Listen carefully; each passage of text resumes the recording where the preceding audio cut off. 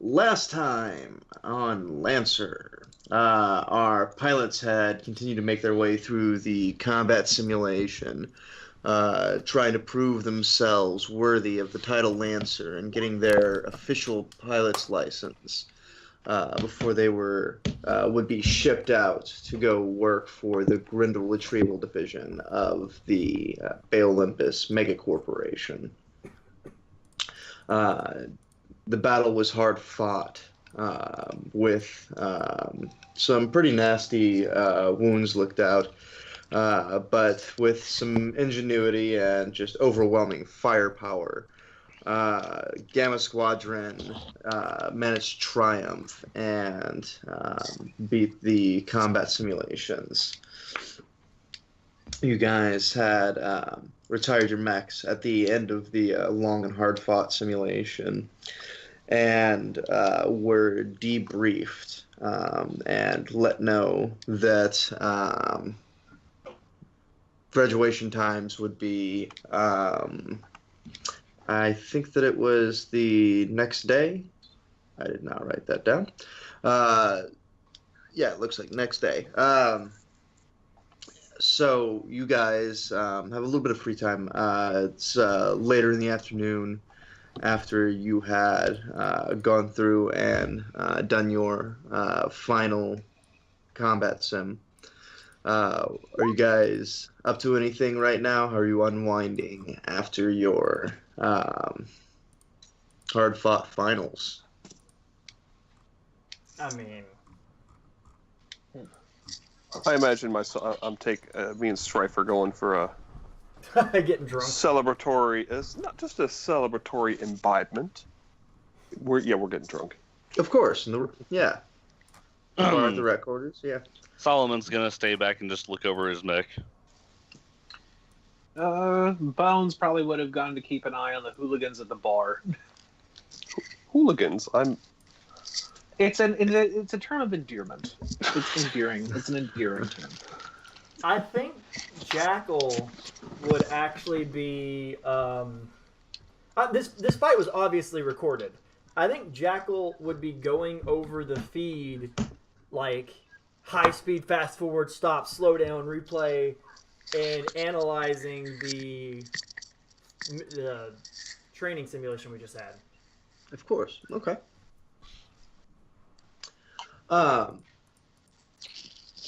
So let's go ahead and start with the hooligans going to the bar. That includes Bones, Coyote, and Hellstorm, right? No. I said I was staying back to just look over my mech and check on things. That's right. Strife was going. Yes. Okay. So you guys proceed to make your way to the recreational area, and you can see that in the rec area of the Crucible station, there are several gyms and open lounge areas, but your particular dive spot would be a cantina there that services a lot of the maintenance staff and crew of the Crucible itself, tending to find your guys more fitting in the company of the grease monkeys that work around here, rather than some of the other hotshot and asshole pilots who tend to frequent the Crucible.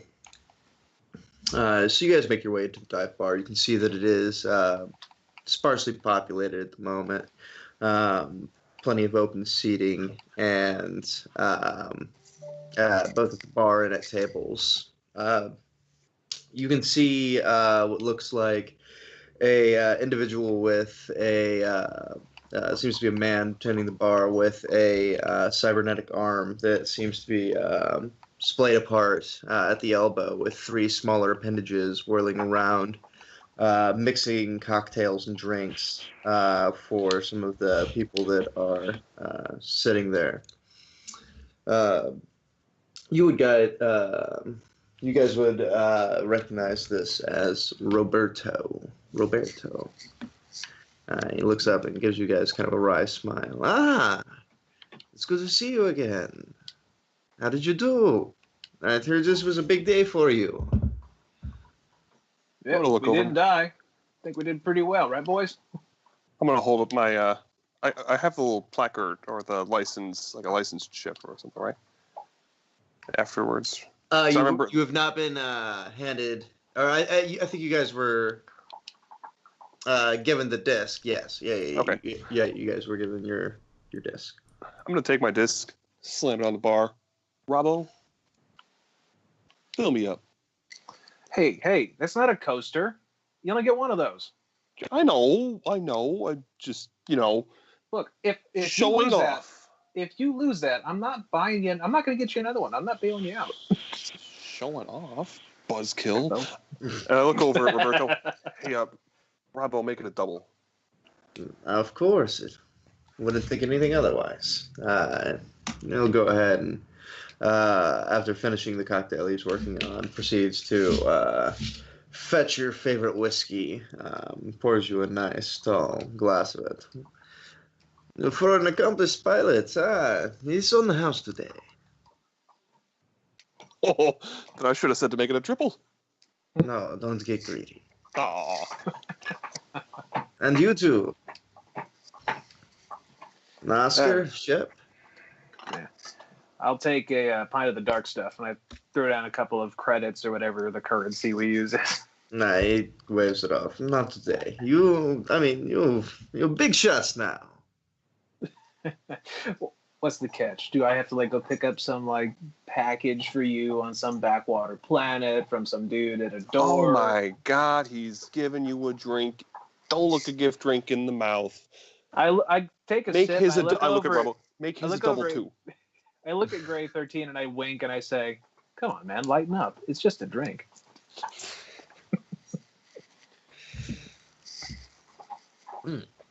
You, Oscar, what about it? Just a beer. Alrighty. You'll fetch the couple of pints then for the other two. And places them in front of you guys. So, where are they shipping you out to then? You get any briefing yet? Out of character, I don't think we have. I don't think you have either. No. But that being said, well, you guys know that you're going to work for Grendel. And last you had heard, the ship for the Grendel, and Hroth Baelgar, who is the guy that kind of brought you all together, was making its way to the Benga Nu Sector. Sector, let's see. What are your guys' backgrounds? We got a medic, we've got Survey Corps. Survey Corps. Ooh, okay. Go ahead and make me a let's see. Is there a know something trigger talent? Triggers.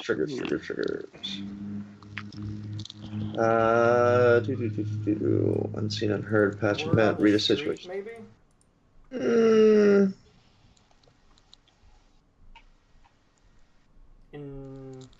Yeah, I guess something like that. Which one? Oh, by the way, I Dan, have a plus just so you guys 2 to know, read a situation. Yeah. if he says something like, I wonder what trigger that would be, you can say, would this trigger work because of this? And he can say, yeah. Just a heads up. Oh yeah, okay. Let me phrase it like this then, a little bit better. Do you have any triggers that would be applicable to knowing? No. No. If it's not creating, destroying, or keeping an eye on what I can create or destroy? Probably not. Okay. So I have a +2 bonus or a 2 in read a situation. Would that help for this? Or? Let's see. You were military medic, right? Yeah. Field medical. Okay. Tell you what, you guys both can go ahead and make me a just make me a D20 roll. Okay. Hey. Damn it, wrong button. And 12. Ah. Then you beat me by 1. Indeed.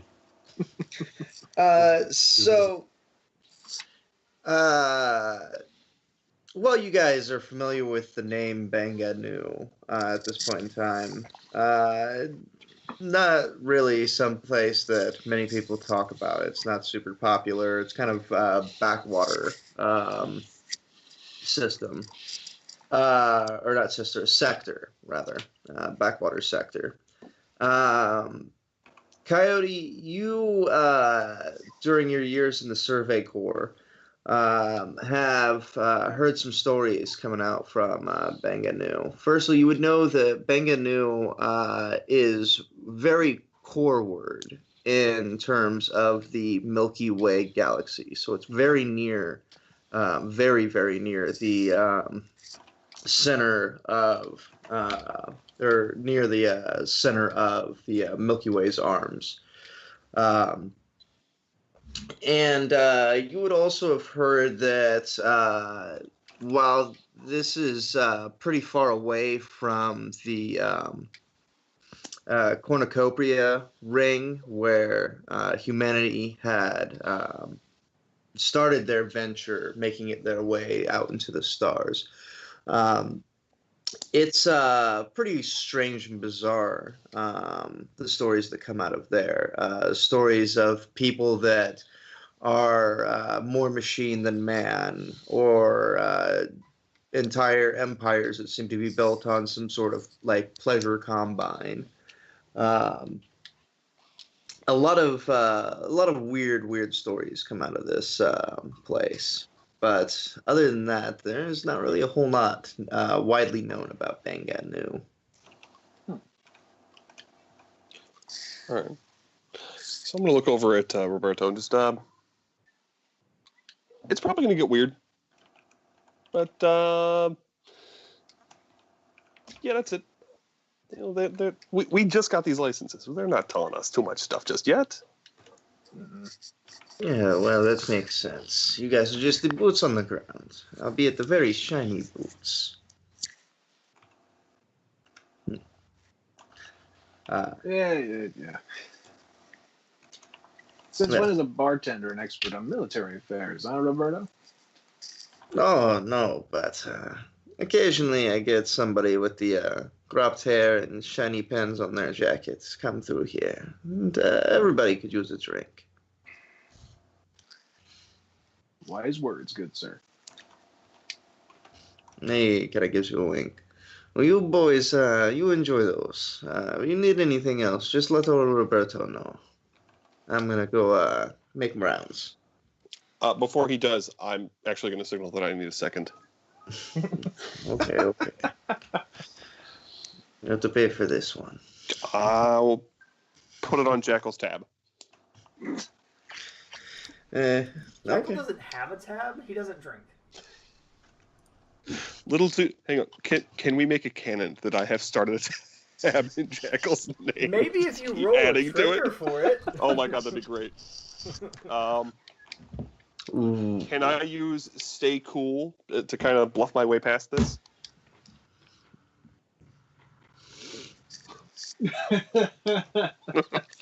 Exactly. Stay I like cool the and calm. I mean, it reads right. Bluff. Let's see. I absolutely would have probably tried to start a tab under someone else's name. Yeah, I'll roll for that. Stay cool. That's a +2. Yeah, damn it. 10. So You had to get a 10, huh? yeah. So you have started a tab under Jackal's name, but it's kind of a running joke that everybody around here is in on. Like, everybody will just say, like, I mean, whenever they're trying to fuck off and get out of a drink, they'll say, yeah, just put it on Jackal's tab, and then they'll usually end up getting forced to pay anyway. Fair enough. I'll put down the necessary credits. You fuckers made me a running joke. And it's hilarious. I like to think because him and Ash never go to the bar, they have no idea.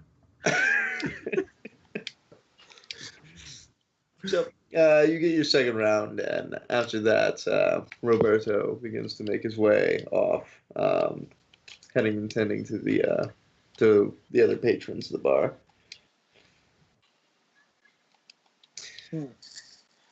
Okay.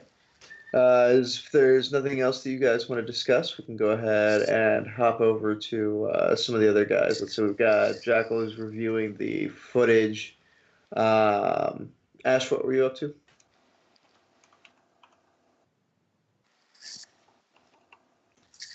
I'm sorry, what?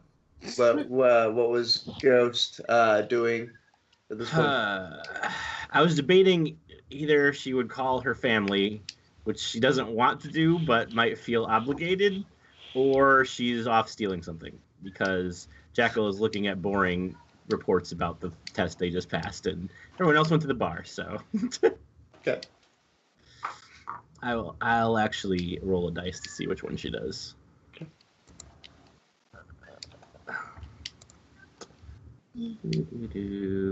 Was there anything else while we're doing that from the bar rats? I'm just gonna roll a d20 here just to see something real quick. Okay. All right. Bones, Shepard usually keeps himself pretty, restrained and whatever. But because this is a special day, we're celebrating.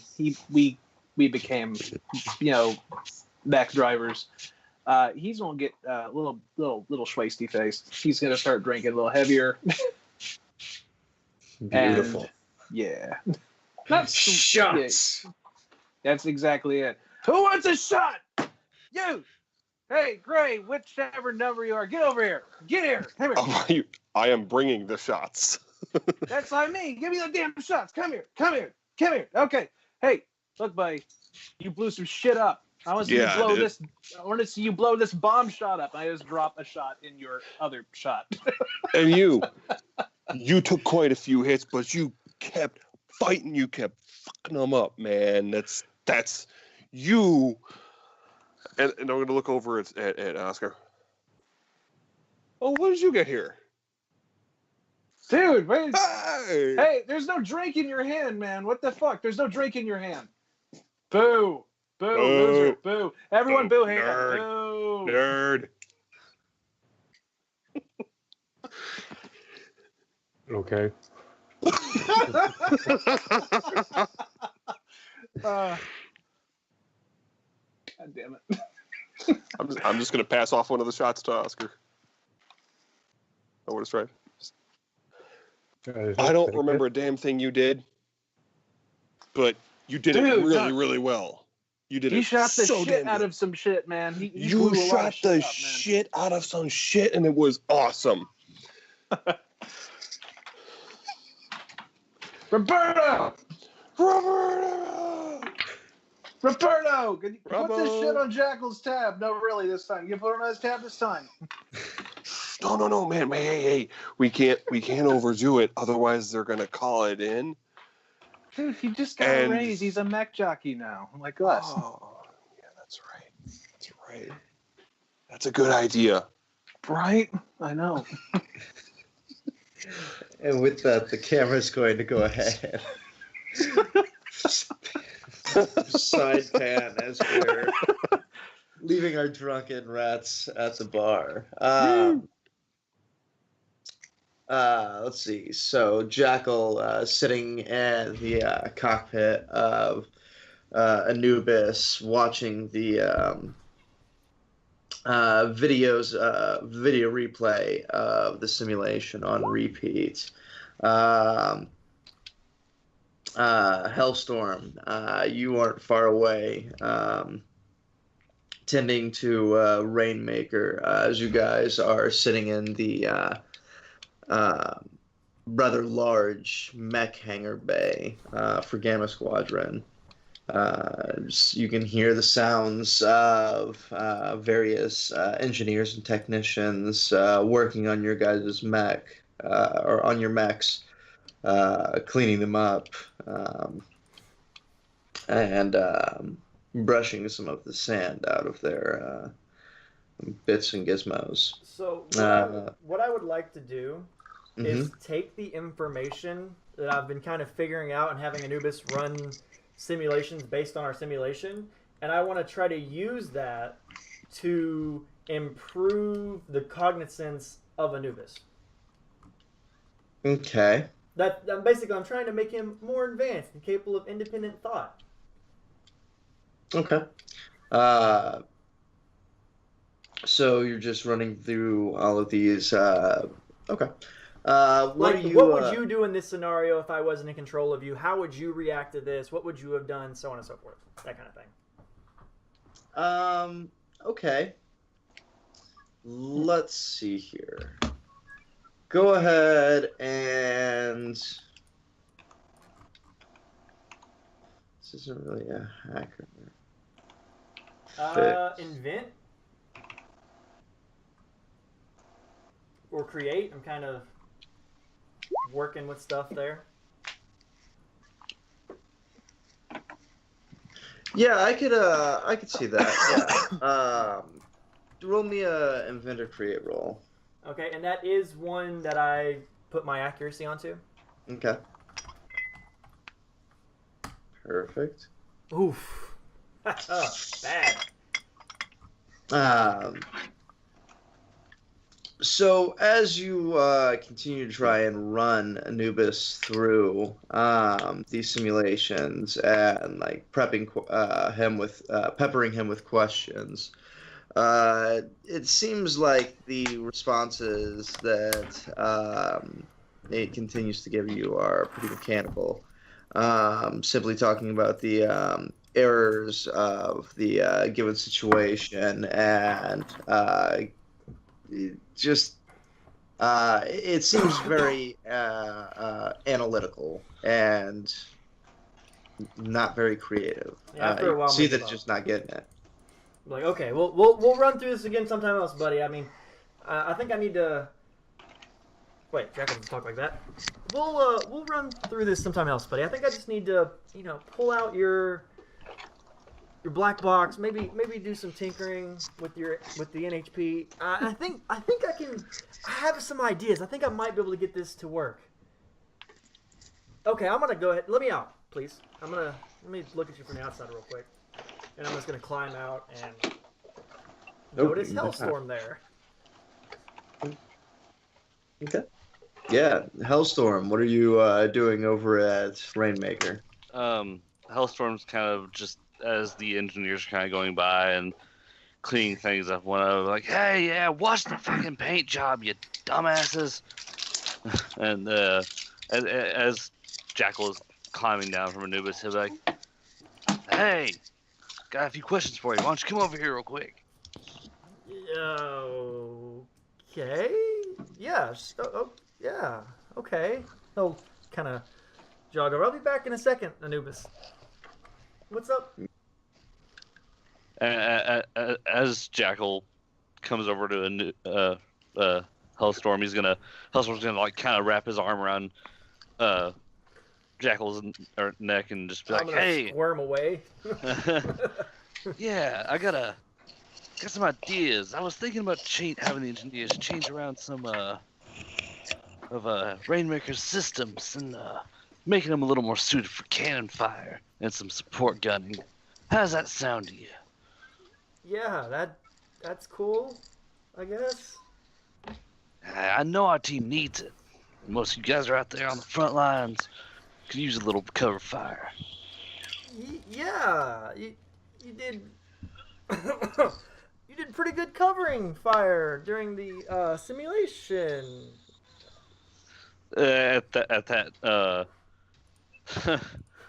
Solomon's gonna punch Jackal on the shoulder real hard. Watch your tone there, man. Unless I'm put a bullet in your back. I'm so good. What did I say? I know you're being condescending. I don't appreciate it. I'm not though. I don't know you that well, man. I don't like talking to new people, and I don't know you that well. I don't know any of you guys all that well, honestly, other than Ash, who was recruited with me. And you're kind of freaking me out here. You're a little much. Solomon, right? Yeah, with the dumb nickname. I mean, I'm sorry, with the cool nickname. Solomon is my real name. I know. Yeah. Okay. Just watch yourself out there. I'll be seeing you on the field. That sounds like a threat. I'm gonna go now.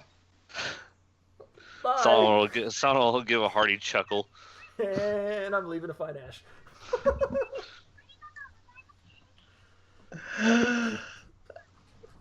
All right.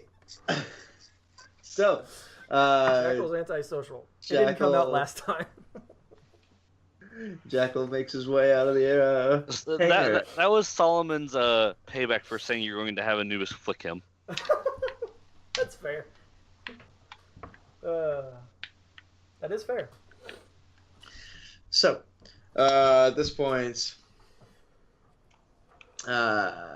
you make your way out, going to find Ash. Ash, you were going to call your parents? Yes, I roll call her parents. Okay. So she goes to whatever, so I don't guess it would be like a subspace communicator or whatever. Yeah. And she tries to call them up. The whole time she's crossing her fingers like, please be the answering machine, please be the answering machine, please be the answering machine. Harlow. Hi. It is the answering machine. So the answering machine picks up and she's like, thank Lord. So when it beeps, she's like, hey Ma, hey Dad, it's Ash.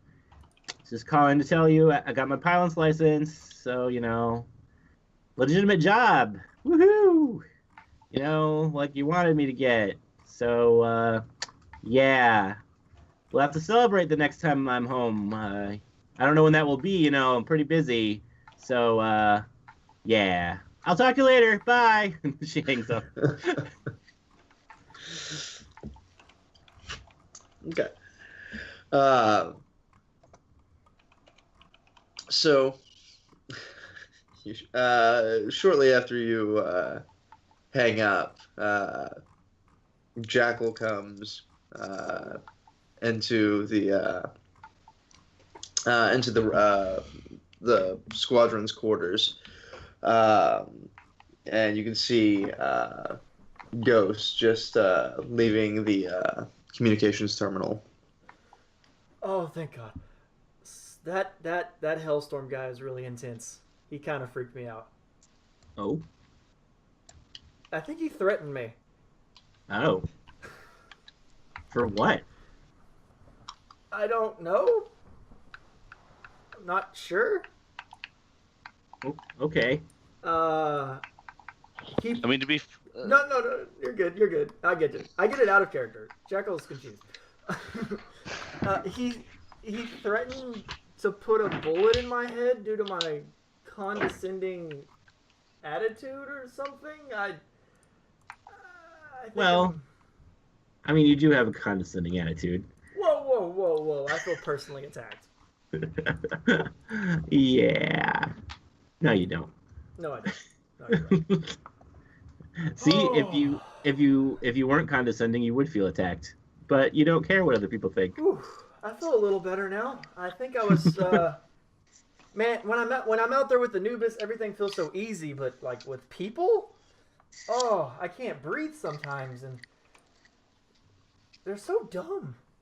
Yeah. How are they all so dumb? Family's the worst, too. I'd never had that problem. Still don't. Well, good for you. I don't recommend it. Is that who you were on the phone with? The family? Yeah, luckily I got the answering machine.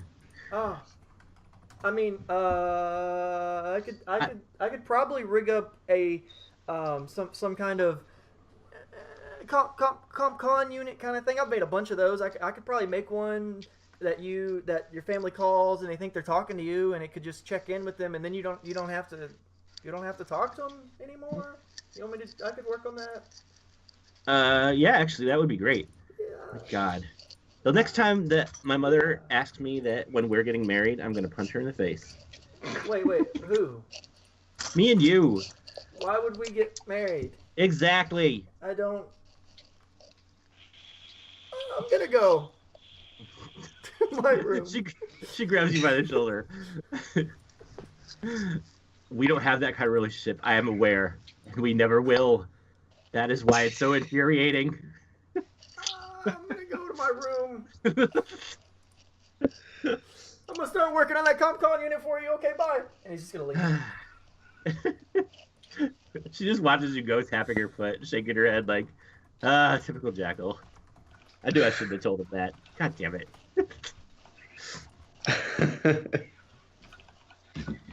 I like this direction that Jackal is going. Or Cletus. Clytus. Oh, man. I think he was drunk the first session because he was a lot smoother then. He was a lot smoother and also a lot more of a open-faced dick. Right. I was gonna say, to be fair, I didn't mean to like interrupt y'all in the talking, but like, remember, charm is one of Solomon's flaws. So. No, you're right.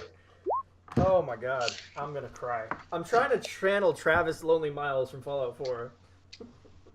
I love Travis Miles. Yeah, so we're all gonna die.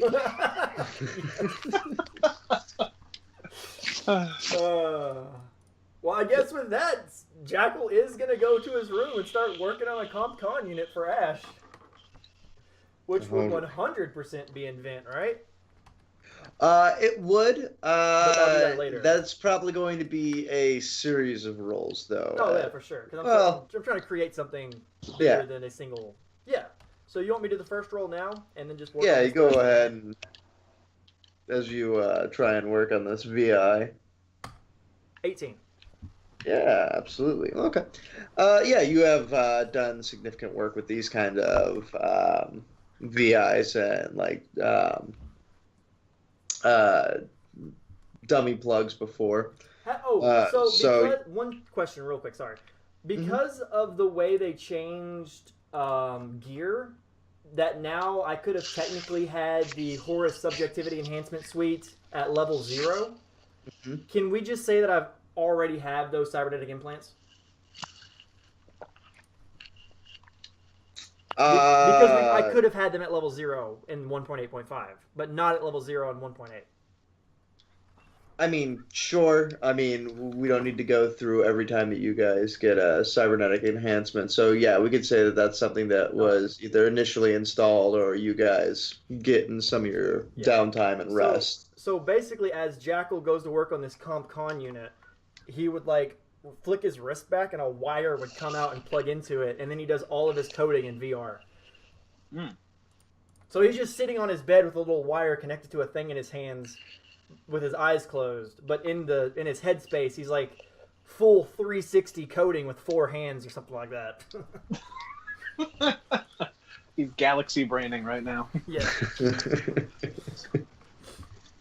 Out of curiosity, are we all bunking in the same place, like in the same kind of quarters? Yeah, in the same quarters, yeah. Would the bar rats have crawled their way home by now? Yeah, after some time. Ghost, is there anything else that you wanted to be doing? You're just chilling and unwinding while you're waiting for... Yeah, I mean, after Jackal walks away, she'll probably just, like, wander back to the rec area and like I don't know if there's like some kind of games or something. She'll probably play something to get her mind off it. Okay. Well, there's always got to be an Area 51 game cabinet somewhere.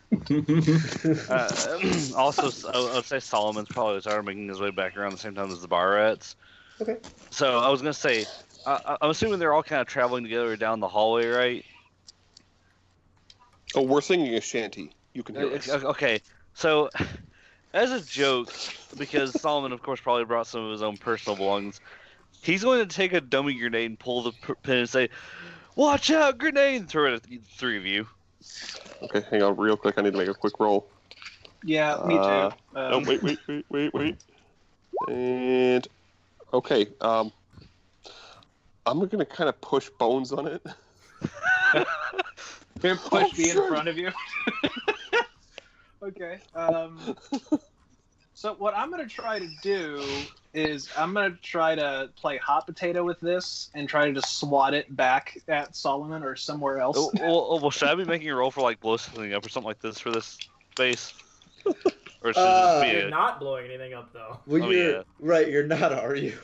No, it's just a dummy grenade. That's probably fucking with them. Because they're drunk.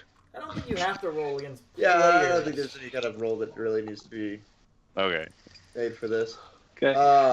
If you're doing it against NPCs, though, I will roll say, would not get killed.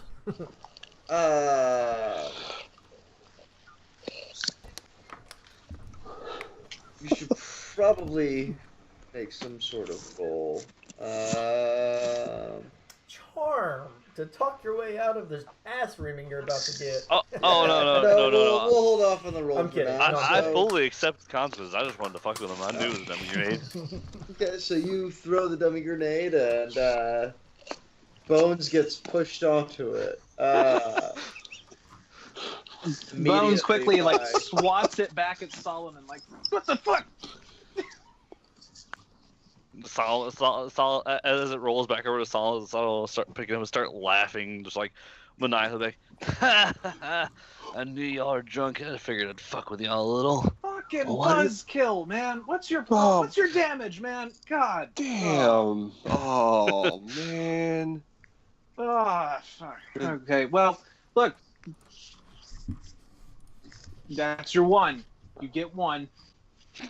Enjoy it. I'm gonna get more than one, buddy. I'm gonna kind of walk past him, and as I walk past Solomon, I'm just gonna look over. That's fucking funny. Yeah. All right. Just put the pin back in it, just to be safe. Make sure it's, please. Solid will turn the grenade and show the bottom solid eyes. Like, you're fine, man. Is it like one of those little like lime squeezer things? No joke. My uncle made a grenade out of one of those, and he was a kid once. Wow. He just took a bunch of M80s, emptied them out into the little lime thing, stuck one in as like a fuse and detonator, lit it, Jesus. threw it, and it just went. Woof. That sounds safe. Did he put Yeah, it in the coconut? Shake it You all put up. that lime in it. No, he did. When you're in Humansville, Missouri, it's kind of hard to get your hands on coconut, though. I'm just saying. That's right. There's a place called Humansville, and it has people in it still. Humans live in Humansville. That makes a lot of Yes. sense. No, I thought it was a bunch of freaking squirrels. Squirrels Well- also probably live in Humansville. Let's be real. Well, let's be real. There's also a lot of meth that lives there, but anyway. That's, yeah. Okay. Anyway. Oh, I'm sorry. I'm So, gonna reach back over to Bones. You're good, right? Well, I'm fine. I'm just. Do you got anything like? I feel around your vest pockets for your flask. Hey. Look, Me first. Dude, Me first. I Okay, fork it okay, and just take a okay. quick, and then I hand it over. Just take the edge off. It's good. I chug. Yeah, not too much. Just like 1, 2, and I hand it back. I'm gonna say. Puff, puff, pass, bro. Right. Yeah. Hey. Which is Jackal's door open, or did he like close it on himself? Do we even have Good doors, or question. am I just in my bunk? you guys have doors. Then it's definitely closed. And locked. No. Oh no. They'll say, "Hey, is he sleeping?" 'Cause He's the first only- one to fall asleep. We don't do that when you celebrate, man. That's a we good don't. point. Yeah, Well, we wait, should. Hey, wait, we have a hang on. meeting. Wait We a have a second. meeting to go to. Wait a second. We have a meeting. I'm the commander of this unit, and this behavior is You are? Oh Yeah. shit! And I snap a real quick sloppy salute. So I work for a living. Shut up. Oh, Yeah, okay, God. This, Oh, this sorry. behavior is unbecoming of an officer, and well, then I'm gonna try to open the door, and open his door. It's also unbecoming that he wasn't out celebrating with his team. So I'm gonna look over at Solomon. Solomon, I need you to find me like a bowl of water, hot water, something like that. I don't know. Solomon will look at Bones and be like, leave him alone. He's probably with Jill in there. Oh, yeah. Oh, he doesn't have a sock on the door, man. Jill.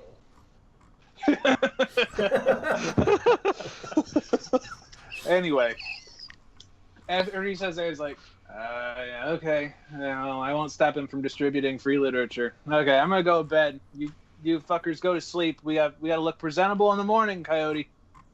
I got you, sir. And I snap another real sloppy salute. Sorry. No, it's you. Think you give yourself a black eye on that one. That was kind of hard. Stung. Hey, Bates. Okay. Yes. Are our doors like traditional deadbolt locks, or are they like mechanical, fancy computer locks?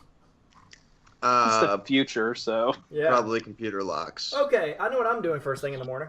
Actually, after everyone else goes to bed. But I'll let that. I'll get back to that. Okay. yeah. So Bones goes into his room and just conks out. Ditto. In my room, at least. Okay. So what I'm gonna do is after I'm done coding and I kind of unplug myself from VR and probably step out of my room to get like a glass of water or something, I'll notice everyone's asleep and I'll kind of look around and be like, Solomon's kind of an asshole. So I'm gonna walk over to his door and try to hack it, not to open unless I tell it to. Can I make a roll to see if I wake up at this? Because I imagine Solomon's being a little bit of a light sleeper. I'm literally just gonna plug a wire from my wrist into a thing fair. and then hack it. This giving me some Outlaw Star flashbacks. I mean, to be fair, fierce I right never now. said I was going to sleep, though. Oh, I'm waiting till you're asleep. You gotta go to sleep eventually. You never met a mercenary who's been on a long mission, sir. Are you going to sleep? I do have rolls and survive. Are you going to sleep? I mean, yeah, probably. Okay. I'm hacking his door. This is Okay. happening. Okay. +4 plus. Whoa, that's not That's what wrong. I meant to Damn. put 1d20. Woof. So you 14. activate Ultimate Instinct. Okay. Yeah. So you get command privileges to the to his door. I'm figuring with that, I probably can't make it override to only where I can access it, but maybe where it can't open from the inside. That seems fair. Yeah. All right. And with that, I'll go to bed. Beautiful. So, with that, the next rotation comes around. The alarm clocks, the alarms in your guys' rooms, along with the... Damn it, I should have turned his alarm off. along with the VI that oversees your guys' recreational area, alerts you and begins to prompt you with your daily schedule, and letting you know that this afternoon it's going to be the graduation ceremony. It proceeds to give you a itinerary of your guys' day. You need to be at this place at this given time, and you're going to go to a meet and greet. And at the end of your day, you will be boarding a shuttle to make your way with your mechs to the Benga Nu Sector. Before we get to the meet and greet, though, Bones will kind of give everyone a once over. Are we gonna wear dress blues? Do we have a dress uniform we're wearing for this? Yeah, there would be a dress uniform that was given to you guys. Jackal's uniform has a Cheeto stain on the sleeve, and it's untucked. Jesus. Yeah, Ash's coat is open, and underneath she's got a bright pink shirt on. Bones walks out of his room dressed properly, and he sees all of you, and he just says, "Everybody but Solomon." "Oh yeah, where's Solomon?" Yeah, Solomon, who's locked into his room. I say Solomon just tried to open the door once and just gave up and just sat on his bed, just messing with his knife. He's probably sleeping. Did he get drunk Where the did rest he? of No, you? he wasn't with us last night. Coyote, where are you? Sound off. He said Coyote, so. I know. It's just a nervous. Okay, so. Oh shit! I was muted. No. I thought he Lord. was just still passed out. No, I like to think that I'd be in my dress blues, but they're not, crisp. I didn't sleep in them, but I didn't really fold them very well. But You just gotta crumple them up. I just need to toss them in the dryer for 10 minutes. I look over at just all of you, and I'm like, I've seen worse. But I'm gonna point at Jackal. Cold water. Don't dab. Don't rub. Get the Cheetos out of your shirt. Ash, you could do that. Just button one of your buttons. You'll be fine. Just one. All right. She buttons the bottom button. Perfect. It was completely open. He just says, "Okay, well, I have a feeling that working in the private sector is a little different from, military life, but we could be rubbing elbows with some really important people, folks. So let's try not to embarrass ourselves and, get fired." The only embarrassment is the rest of you guys. You I'm say gonna go get a bite to elbows, I say running. Yeah. Hey, don't. I'm gonna stop Jackal and be like, "Hey, here." I pull out a handkerchief and I kind of tuck it into the front of his shirt. I'm gonna look You at need it, that. blow my Yeah. nose on it, and drop it as I leave. Okay, fine. That's whatever. Just go. Whatever. Head. You got any coffee? Anyone have coffee? That's what I'm going No. to get right now. Coffee. I didn't know if we had a coffee machine in the bunk or something. Oh, I don't we know. might actually. Yeah, sure. Yeah, we can get a coffee. Actually, I'll make a pot for everybody. Start pouring cups. We should probably go get breakfast before the lines get too long. We can just leave Solomon to rest it off. We'll come back and get him. No, we don't leave a man behind. You go. I'll see if I can find him. Solomon! I'm sure he's fine. The doors aren't soundproofed, are they? No. Solomon hears Bones yelling, "What the hell do you want?" You overslept. Get up. I didn't oversleep. Door's locked. Someone fucked with it. You don't know Jekyll someone wants to fucked with leave you it. It could just behind. be jammed, asshole. Door's locked. Well, Solomon's great at investigating, so I'm assuming he can kind of deduce that someone fucked with it. That's fair. He is a mercenary after all. Who would do I don't such understand. a thing? I don't understand why Jackal would want to leave one of us behind. Oh. Hmm. He's gonna look you square in the eyes. Oh, okay. Oh, okay. Yeah, no, I'm leaving. Bye. Just walk. Solomon will just simply say to Bones, "Yeah, see if you can get it open right there." Okay. I know how humans work. Computers, kind of. Okay. Hey, Ash, are you still here? You didn't leave, did you? If you push the button to open it, it will open. from the outside, because it's not fucked with on the outside, only the inside. Okay. Now she she looked like she was gonna follow Jackal, but after yesterday, she kind of hesitates, so she's still just standing there, kind of looking awkward by the door, like I don't know where to go. Okay. You would take a. Hang on, let me try something. I push the button. Yeah, the door slides open. So, and since now that you can see Solomon's just wearing a bomber jacket and like military cargo pants and like just plain t-shirt. Really? So definitely not his dress clothes. Nope. Run a comb through your hair. It's good enough. Yeah, whatever. God, you're the fucking John Bender of this group, man. Solomon will look at Bones and be like, "Thanks for the help," and just kind of walk past him. How did I get stuck with this chicken shit outfit? I don't know. You probably pissed someone off. So as Solomon continues walking, he's like, "I heard that."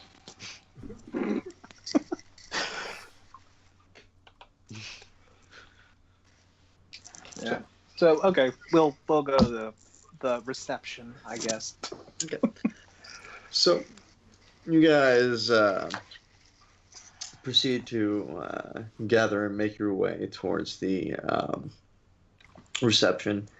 You can see several other squadrons of pilots, all dressed up in their dress blues,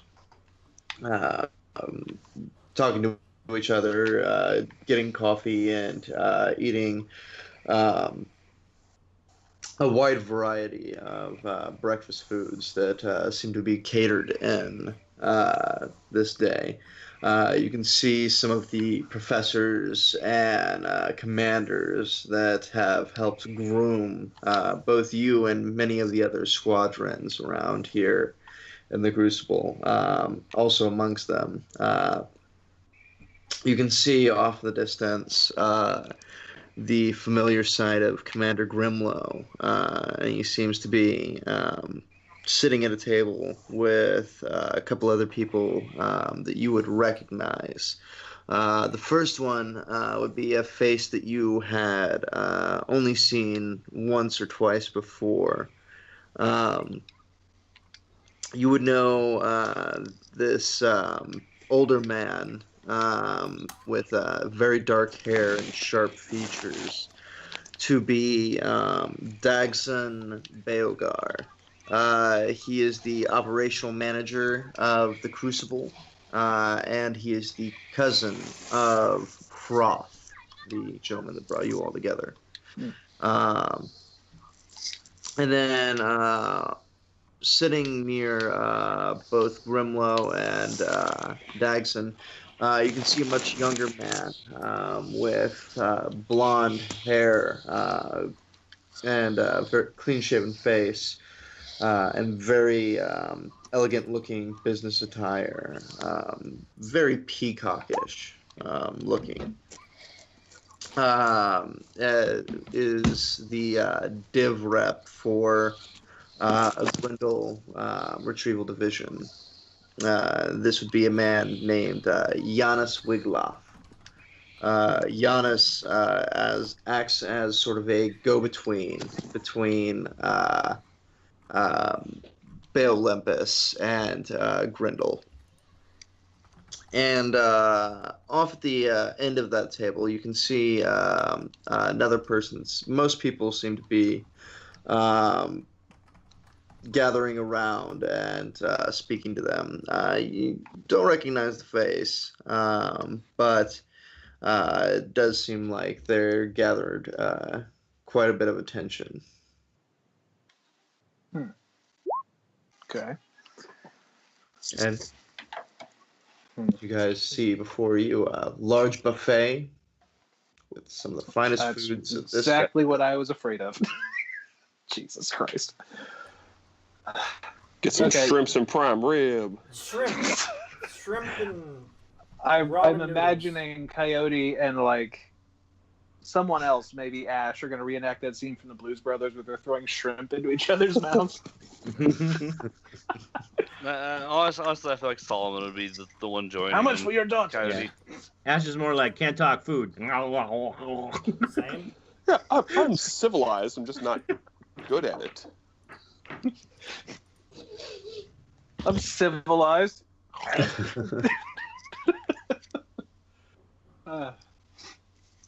Yeah, We can't be the only mech pilots here that are rough around the edges. I imagine that there are several that are kind of like us. Maybe not as Bones looks us around. as us. Are there any? Is there any other assortment of fuckwits like us here?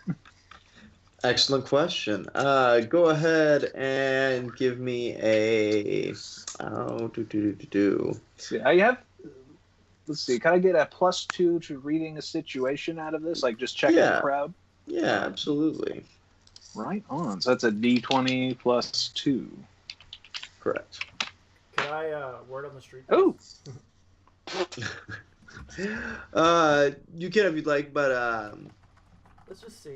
you would know that there are so you guys would both know that there are some other groups that have come through here that are not quite military grade material. Some former pirates, smugglers, you've even heard a story about some nukers, people who ride around on nuclear-powered like fuselages to race, have turned through the program. Not all of them have necessarily Pod racing for succeeded. men is what I'm hearing. Yeah, pod racing for men. Yeah.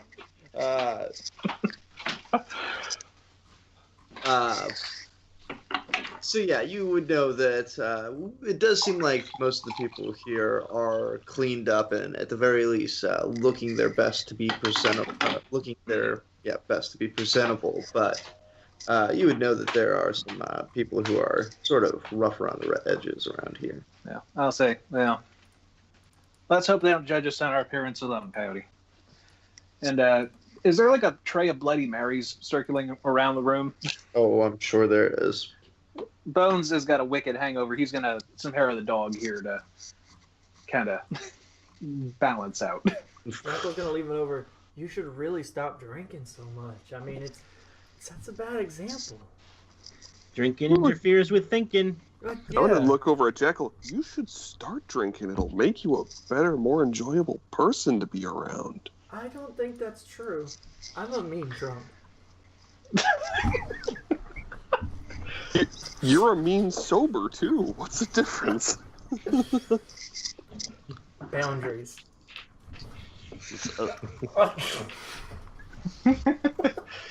Right. Okay. Well, here's the thing, guys.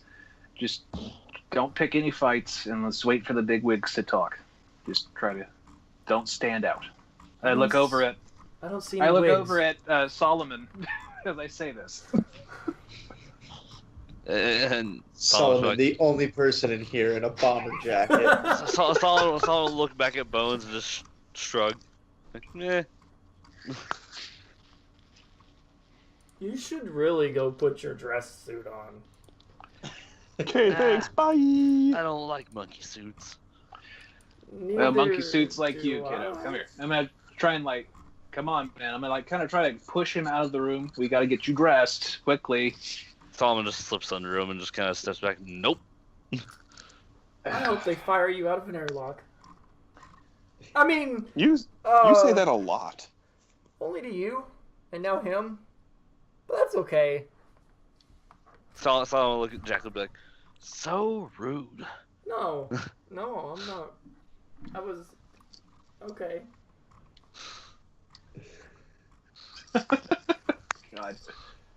Yeah, we're a hot mess, guys. Let's just listen to what they have to say.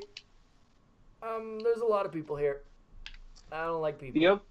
You okay? You don't look very comfortable around crowds. Okay, don't touch me. Just because of your character, I'm kind of imagining Jackal singing that Brack song, "Don't Touch Me." Don't touch me.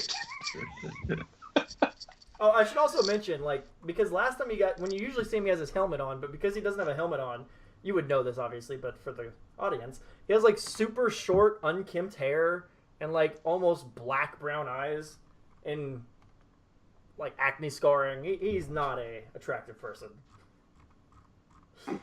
Very unkempt hair too. I'll just run a comb through your hair. You'll be fine. Actually, no. Just keep looking like this, and no one will talk to you. I pat him on the shoulder. That's the idea. Okay. You can stop talking to me now. Okay. At this point, trying to distract him. Ask goes, Jackal, look, tacos. Oh, let's go get some tacos. I want to make one with extra meat and sour cream. So at brought this their point, dog to the party. yeah, you guys can hear a faint clinking coming from the head table. Before you can see the operational manager for the Crucible stand up. You can see a couple of small drones begin to start floating and hovering around over the room. It seems like they're actively recording and projecting it to a variety of screens in here, so everybody can clearly see both the head table and the operational manager. His voice amplified through the room. Ladies and gentlemen, we've gathered here after another successful quarter, and we've turned out some of the finest troops and lancers yet. This is a testament to both the Crucible, our staff, Bay Olympus Mega Corporation, and, of course, our partners in the Harrison Armory. I didn't know they were partners with Harrison Armory. Mm-hmm. Yeah, it's only been I like those Macs. Those are pretty cool. Mm-hmm. They're no Horus Max, but they'll be fine.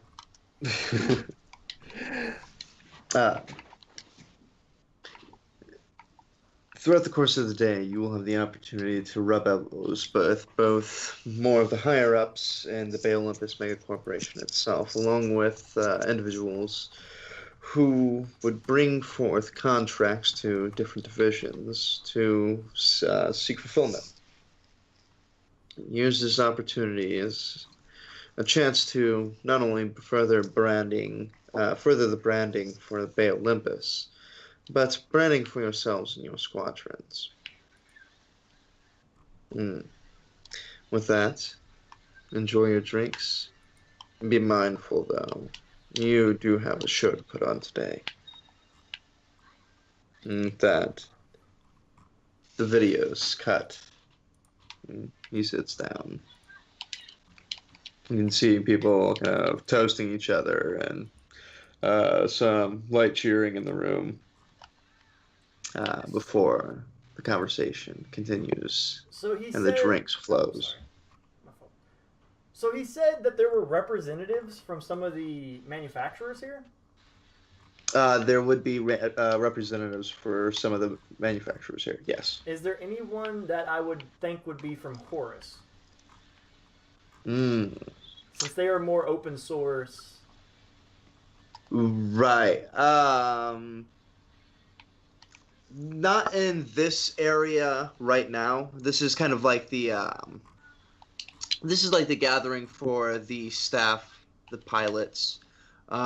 This is before the graduation ceremony and then the reception that would take place after the graduation, with which you guys will be meeting not only manufacturers for different mechs. You will see that there will also be business contractors who come to Bay Olympus and try to petition some of their services or purchase some of their services through some of their subcontractors like Grindle Retrieval.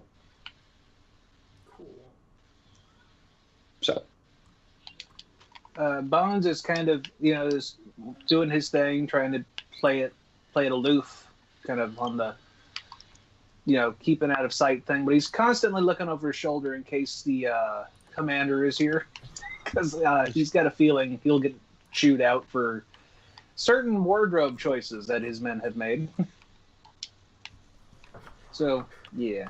After watching the video, Jackal is actually going to steal a handkerchief, like, off Bones, and then, like, lick it and to get the Chio chains things off. And then drop it on the floor and kick it under the table. Okay.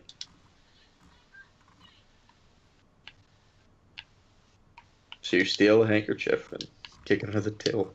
After wiping the Cheeto stains off, I mean...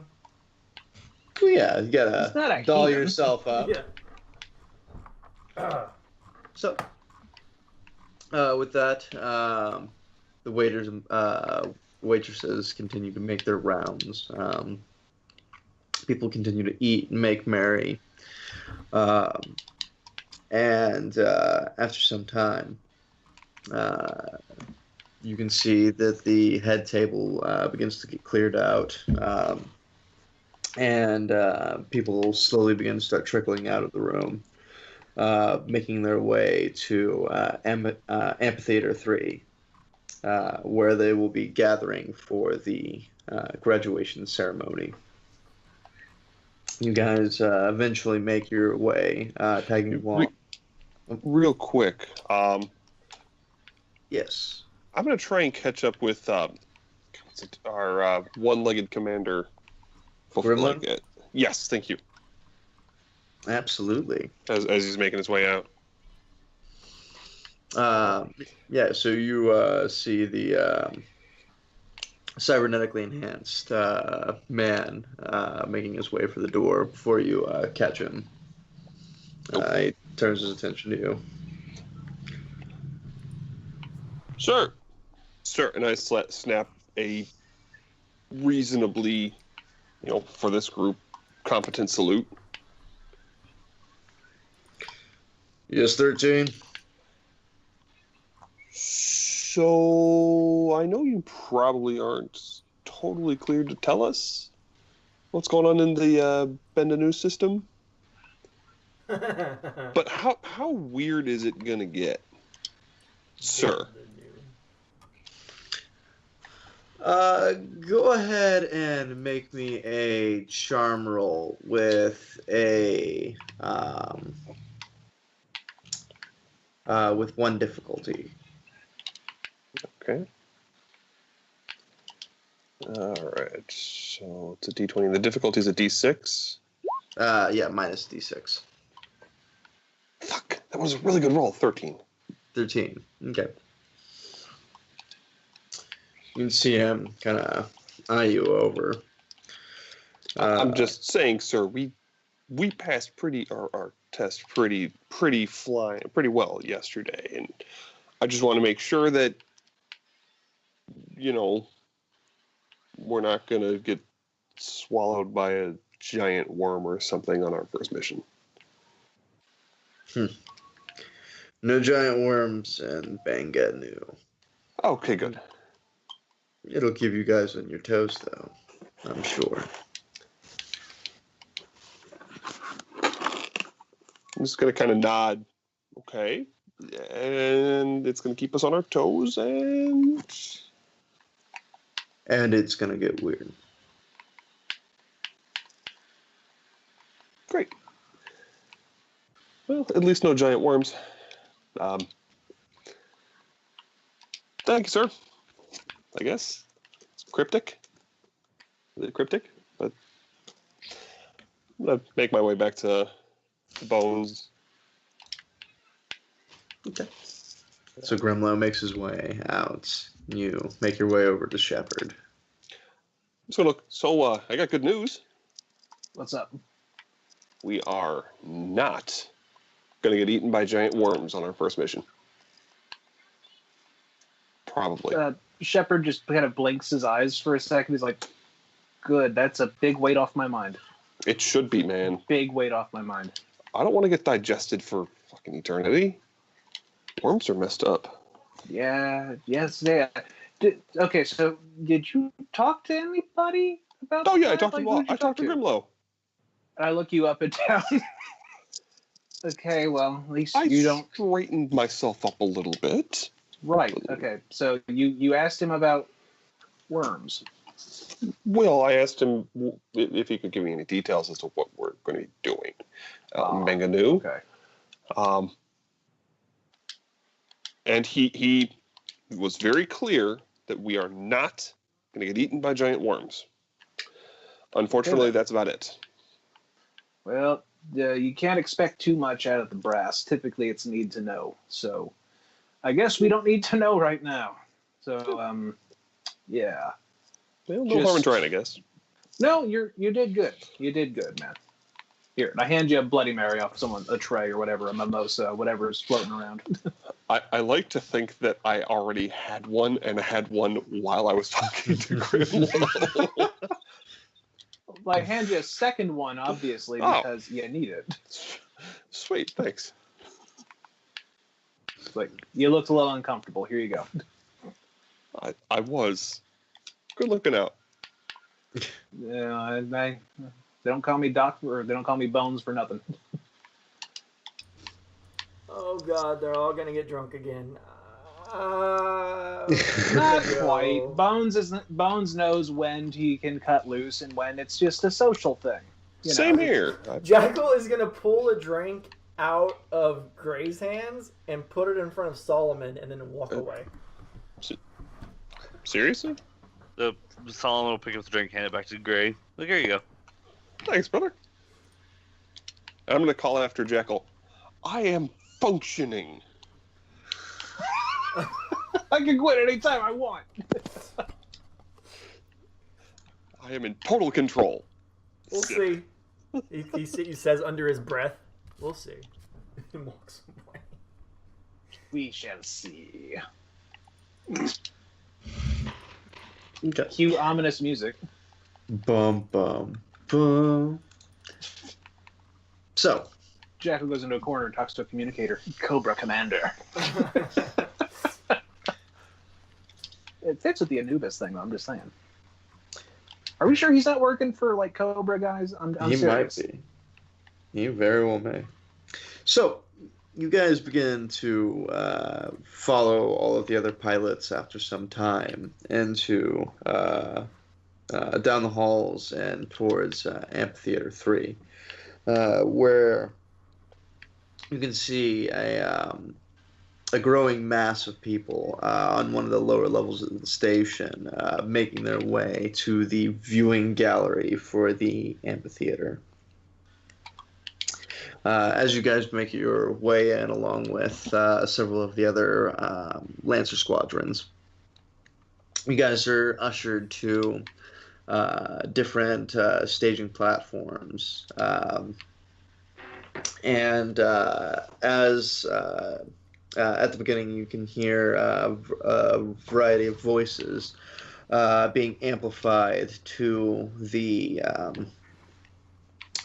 people who have come to watch and view this year's graduation ceremony. People that would attend such a gathering would be members of the Harrison Armory think tank, Bay Olympus investors, managerial members, stockholders, and occasionally some families from local systems.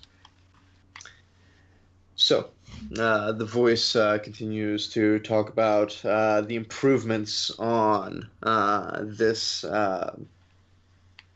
quarter's turn of Lancers and the machine advancements in the mech and hardsuit technologies that Harrison and Bay Olympus have been striving for.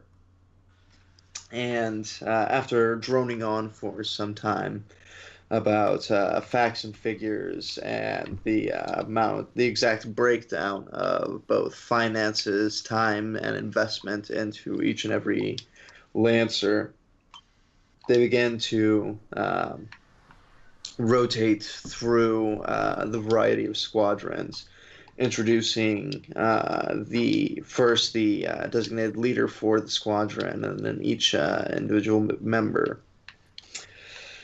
This goes on for some time, as there are a good handful of the of Lancers that are graduating, and probably about halfway through, they eventually come and introduce you guys. Introducing, of course, the designated leader of Gamma Squadron first, being Shepard. And during this, they give you some small winged pen to designate your role over in the squadron. Okay. Yeah. And they also go through and give you guys replicas of your licenses, just as kind of a showing. And you can see amongst the people that are here, standing and presenting you, there is Commander Grimlow, a couple of the commander's professors, Dagson Beogar, the operations manager, and it seems the person that was standing at the table or sitting at the table earlier, who appears to be dressed in Harrison Armory garb. She was introduced as Helena Fletcher, the station director.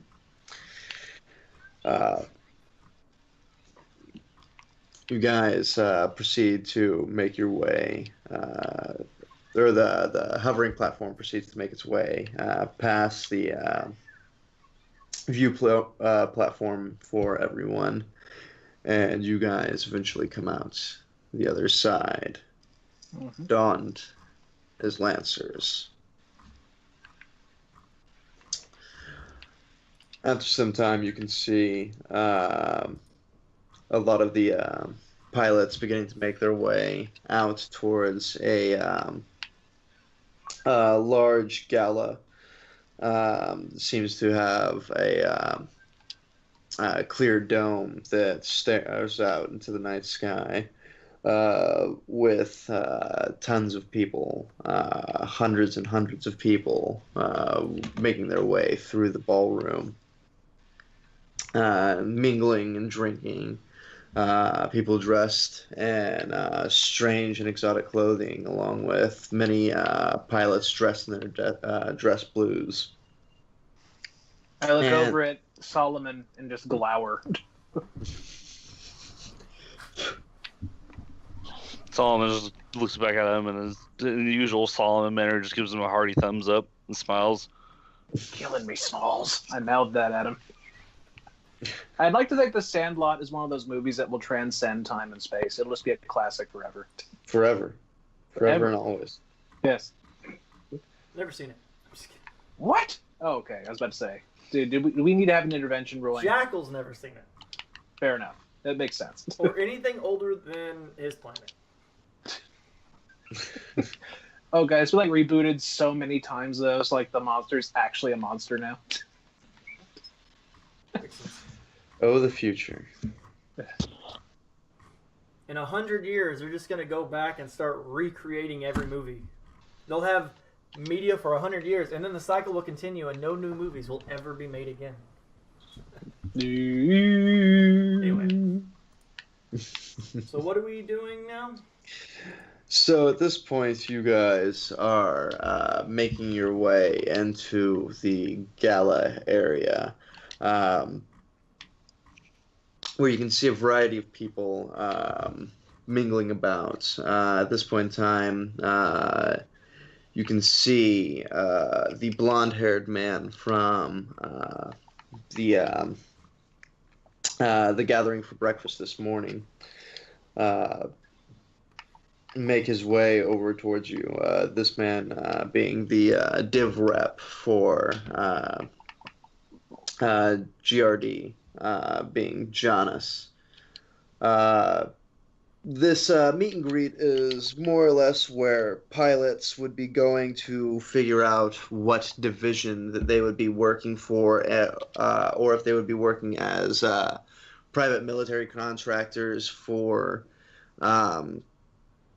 Bay Olympus. They would be trying to smooth for different contracts and gigs, essentially. Yeah. You guys are kind of a special situation where you already, whenever you came into the Crucible itself, already had a predestined organization that you guys would be going to, being Grendel.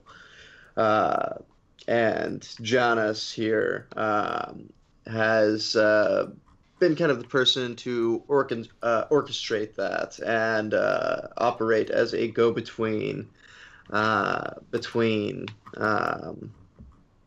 Grendel and the Crucible and Bay Olympus. He walks over, looking at you guys, and stops, very obviously noticing Hellstorm's lack of business attire. You'd think on the one day that you actually needed to dress up, you would. But you all made it this far, and I suppose the license was the only thing that we really need you to come out of this situation with. Photo op would have been nice, though. You can always order him to go put it on. We tried that, though. He's a work in progress, sir. Well, I've no need to be ordering anyone around. That's not my mode of operation. But it's good to see that you guys did all actually turn out to be a worthwhile investment. Froth did spend quite a bit of time gathering each of you together for this crew. So all that's important is that we get the job done.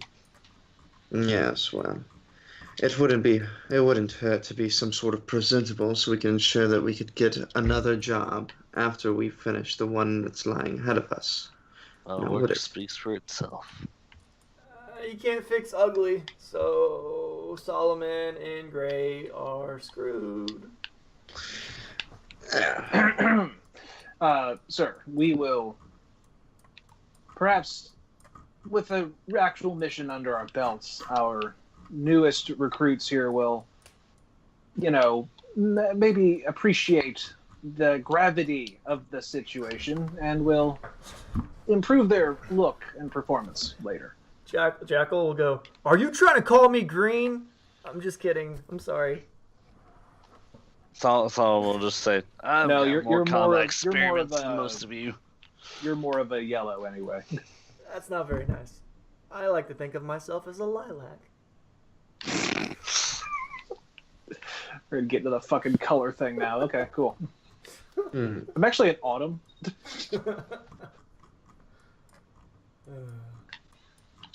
Well, you really have turned out to be a colorful bunch. Well, He's not wrong. No, he's not. No. I suppose as long as you remain efficient in your task, then you can be as colorful as you'd like. Just don't draw any negative press our way. It's already going to be a unusual situation we find ourselves in. I'm sure they've not told you much about Benga Nu yet, so allow me to go ahead and do a little bit of briefing for you. We're going to be rendezvousing with the GRT ship in the Trodar system. It's going to be refueling at Shambe 1. After we come out there, we're going to be making our way out behind some unusual characters' territorial lines. They call themselves the Prime Technocracy. Strange people, pseudo-zealotous cyborgs. They form some sort of techno-union. We're going to be looking for what seems like some sort of, I don't know, artifacts or something. The details of that, I'm sure Hroth would be more than delighted to fill all of you in on. But so long as we make our way through the Prime's territorial lines relatively undetected and try to not disturb too many of the locals, we should be able to get out without upsetting any sector balances. You see, Benga Nu seems to kind of be in a bit of a tender situation right now.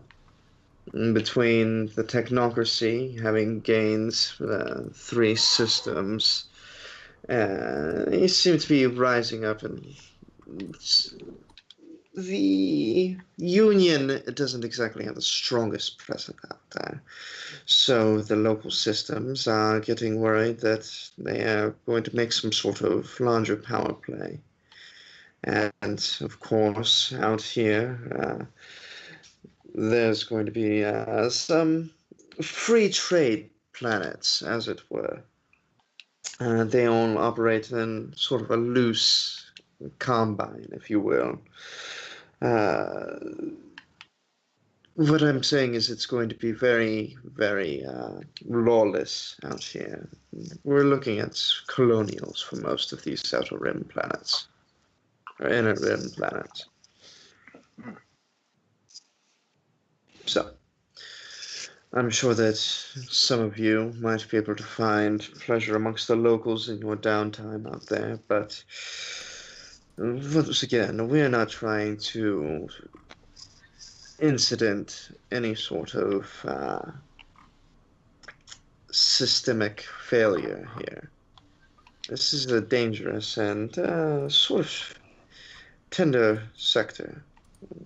Delicate hands will be needed here. And this is the group you got for delicate hands? Shit.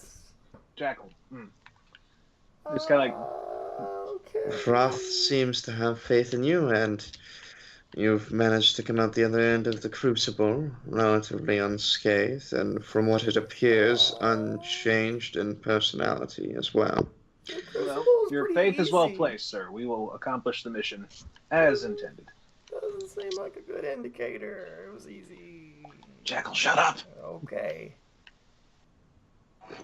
Fortunately for you, the first planet that you will be hopping onto will not be terribly well populated. You'll be going to Rana 7. It's a hostile planet. Relatively primitive technology for the inhabitants that are there. The temperatures are variable, but generally near freezing for liquid water. The atmosphere is breathable, but there are high concentrations of radiation. It seems this planet has been growing more and more cancerous over the years.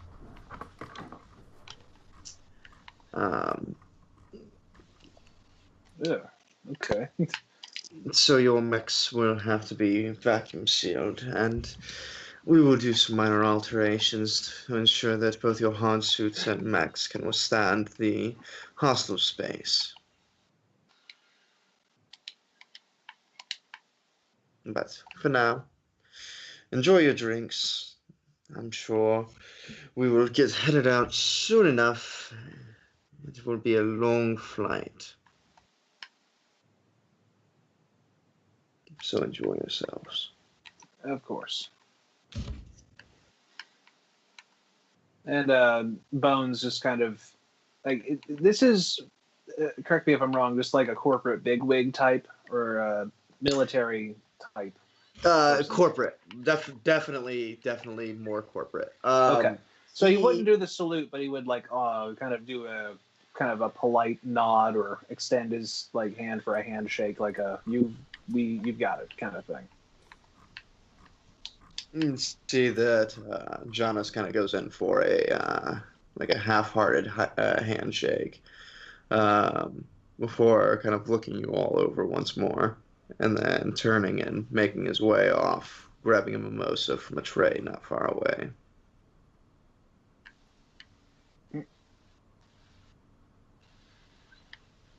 I'll turn around and look at everyone and be like, well, that's the second test we've seemingly passed without fucking it up. Good job, guys.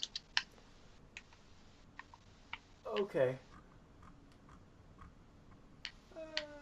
Maybe I will have a drink, and I'll grab a mimosa and just down it. Ooh, easy there, champion. Oh, okay. He didn't know they mix those kind of strong. Yeah, I'll grab a second one and down it. Upon seeing Jackal down too, Solomon's gonna slap him on the back and be like, "There you go. That's how you loosen up." I'm gonna throw up. God damn it! See, Like, people in for the a minute- immediate vicinity just kind of like stop and turn and look at you. For a minute, Bones was like proud of his team. He was proud of Jackal for loosening up. And then this happens, and he immediately just kind of puts his head in his hands.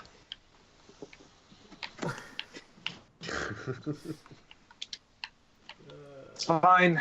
It's fine. It's fine. He just tells that to himself.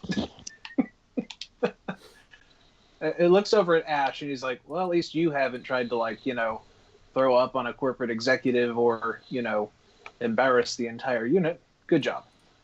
Have you robbed anyone yet? She's kind of staring off at the wall, and when you say that, she turns and goes, "Huh? Are you talking to me?"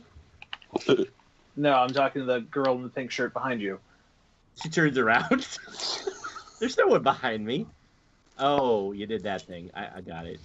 She's like, Yeah. I'm sorry, I kind of spaced out. I didn't hear the words gold or treasure or gems or jewels anywhere in that conversation, so I wasn't really listening. Well, you should have been listening closer, because that's how we're going to get paid. Typically, that's how this works. We get paid at the end of the job, not before. So what happens? He should have tried to bargain for half up front. Well, I don't think it works that way with corporate bigwigs. Now, that said, I'm going to look at Ash, and I'll kind of grin. He was rather vague when it came to appropriating things during the mission. Oh, So that might tickle your fancy some. well, that's good, because I appropriated his wallet. She takes out a wallet and starts leaping through it. At this, Bones just finds, like, he walks over to a guy with the mimosa tray or just the Bloody Mary tray and just grabs two. He walks into a corner. She takes the money out of it and, like, tosses it on the ground like it just fell there. Did someone drop a wallet? Well, Guys, she's gotta not be calling careful. attention to it. But if you want to, you go right ahead. No, I was just saying. Did anyone here drop a wallet? You guys gotta be careful about this stuff, man. Some pirates over there. You just pointed at the seediest looking dudes that aren't us. The seediest looking dudes that aren't us are like the waiters. So just, yeah, of course, blame it on the help. Yeah. Sure. Blame it on the help. Little do we know, Ash is classist.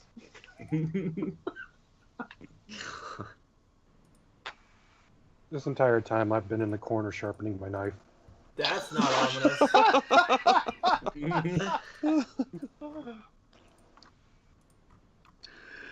And it's like Bones walks past him, and he just like looks at him and just says, "Carry on." Thanks. So, I wasn't going to anyways. Solomon looks at him, sharpening nose, like, no, you gotta sharpen it like this, and walks over to him and pulls out his own Western knife and like, starts demonstrating. Oh, he's that guy.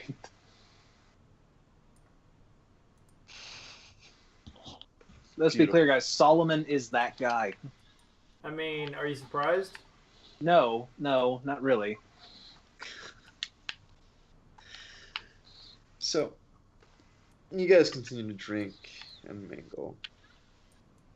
And an hour or two begins to just kind of roll by.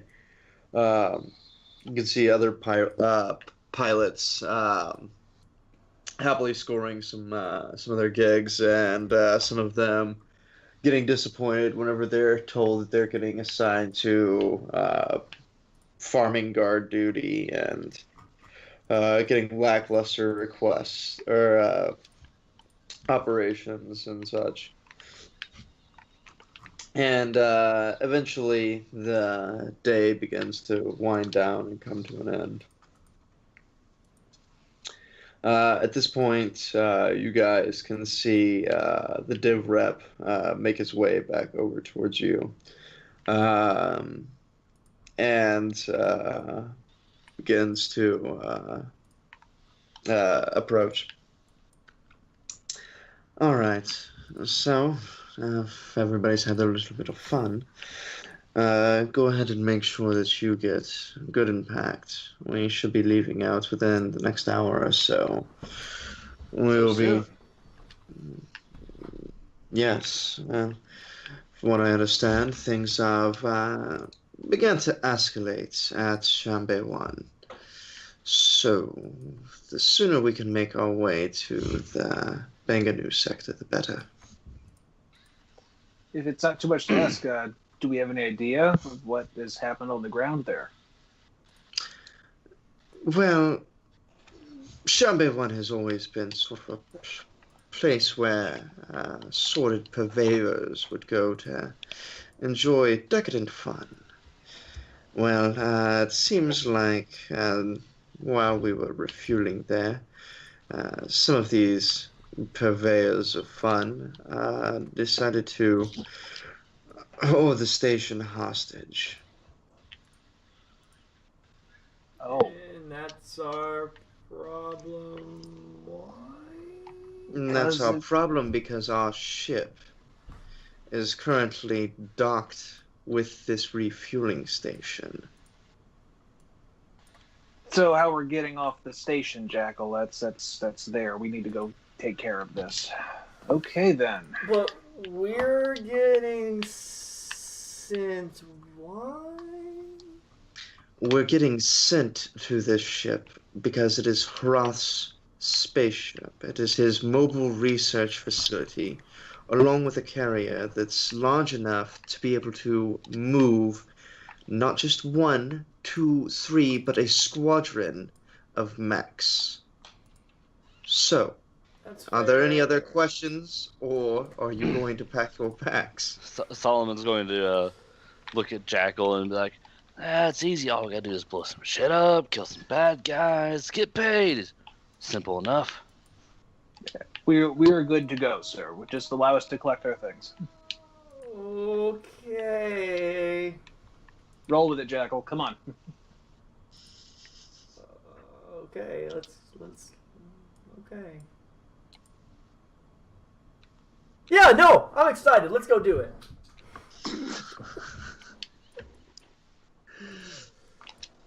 So you guys proceed to gather your bags, make your way to the hangar, which carries the shuttle with which you guys will be flying to the Benga Nu Sector. You guys load up into the shuttle, along with the Bay Olympus pilot for the shuttle, and Jonas, the div rep, joining you as well.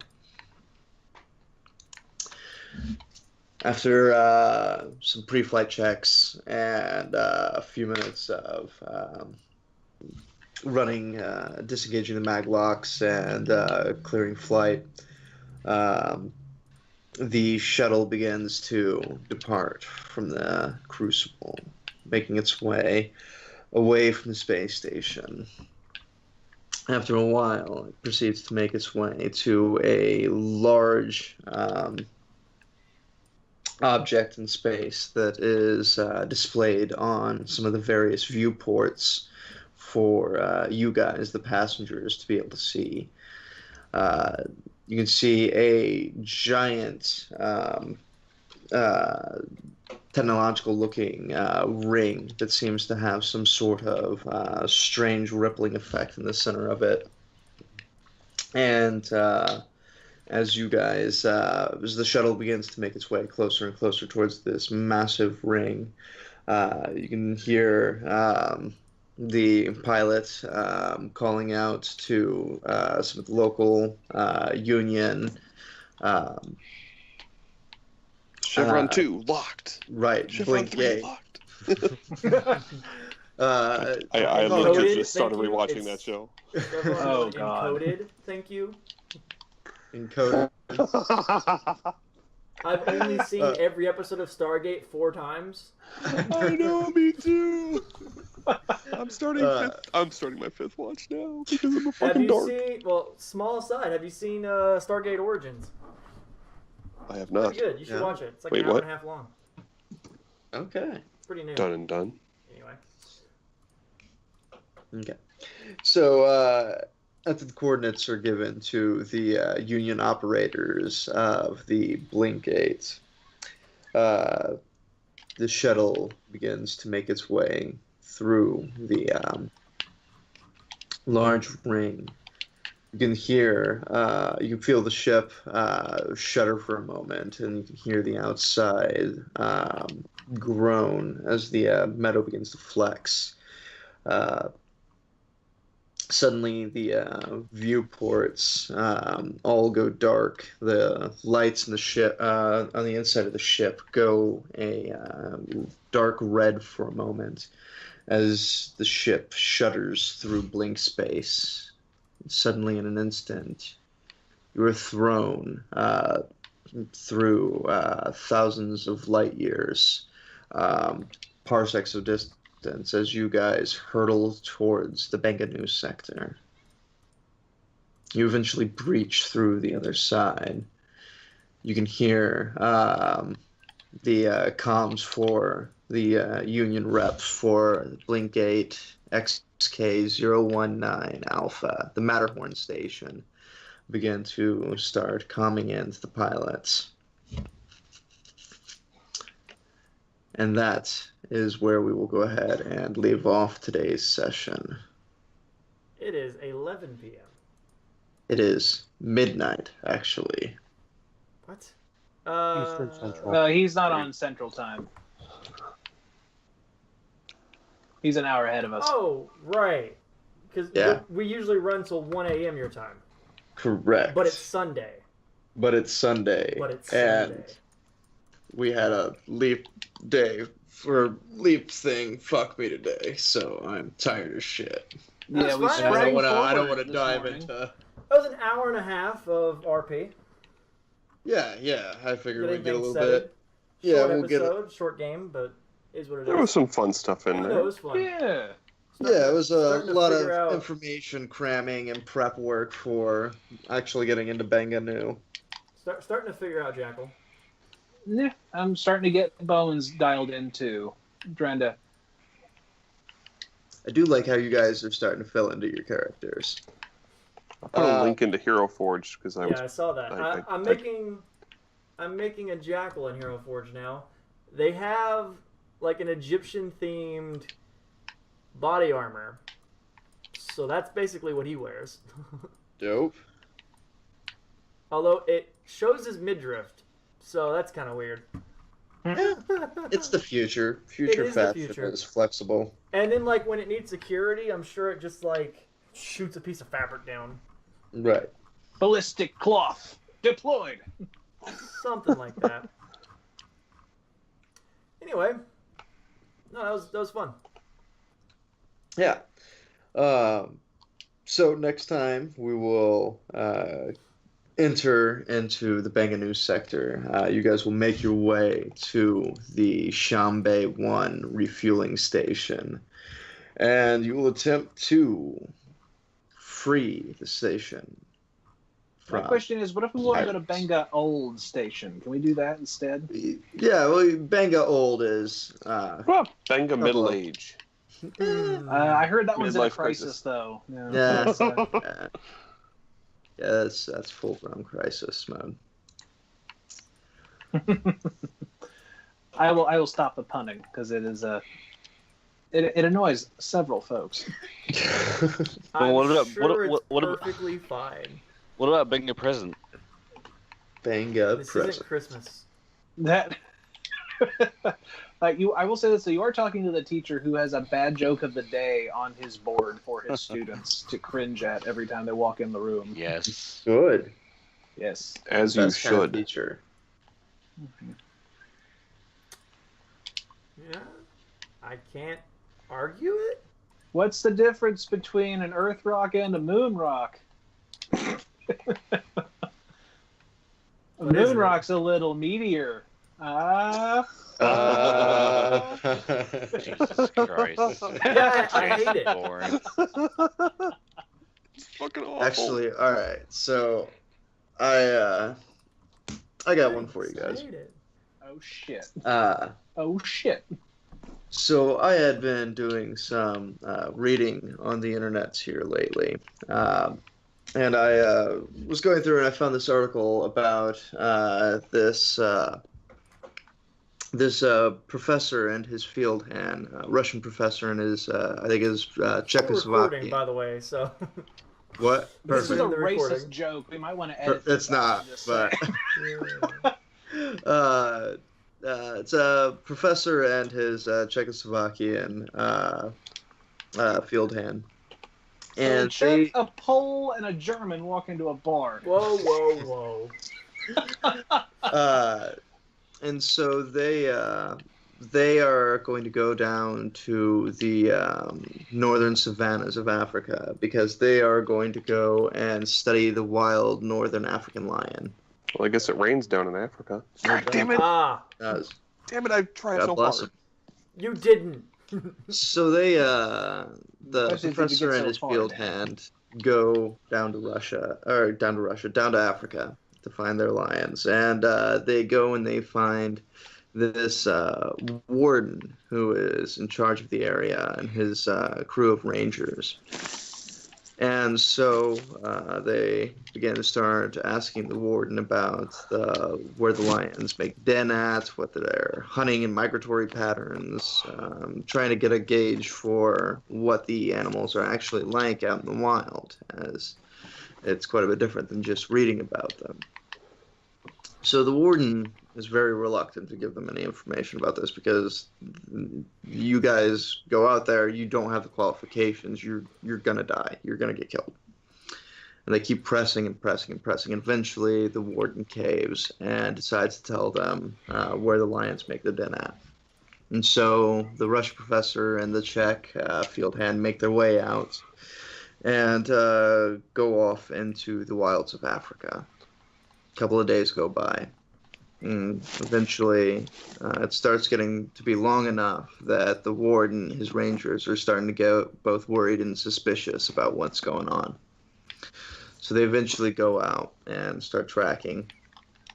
And it doesn't take them long to find the trail of the professor and the field hand. And they follow it. And it eventually leads them to the lion's den, where they can see two lions there that's face are wet with blood. You can see that there's obviously been recent kills around here. And so they put the lions down. The warden goes over to the female lion and cuts open the lion to verify whether or not the professor was indeed in there. And sure enough, the wristwatch that the professor was wearing was in there. I feel like we're listening to a Heart of Darkness story right now. This is kind of I'm interested to see where this is going. yeah. And leaving it in. I'm enthralled. So the warden, after seeing that the professor's hand and watch are in this female lion, turns and looks to his wardens. And he says, "You know what this means. The check is in the mail." Oh, God damn it. God damn it. Well, I was wondering where that was going. Ah. Oh, that was- Hats that was off good. to you, sir. That one, oh my lord, that burns. It hurts. It Oh, that was physically delightful. hurts. Yes, it was one of those things where it's The like, setup I'm is not what sure where really we're sells. going. I'm not sure where this one's going, and then all of a sudden, bam! It's like the end of love Usual the Suspects. setup on that. It's so ridiculously long. Oh, it's great.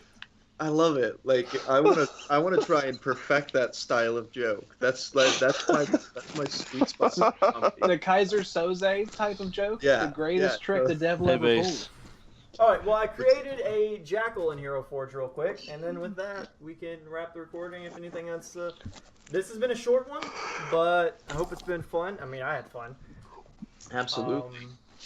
Next in 2 weeks, because we play this every other week, I'm sure we'll be back to a regular length, 3-hour long. Yep. Probably because we're going to be killing things. So, woo!